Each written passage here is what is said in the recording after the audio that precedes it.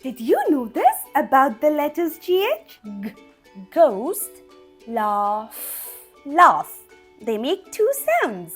When mostly found at the beginning of words, it makes the g sound, like in the words ghoul or ghetto. But when it comes at the end of words with an AU or OU vowel, it makes the f sound, like in the words laugh, cough, and enough.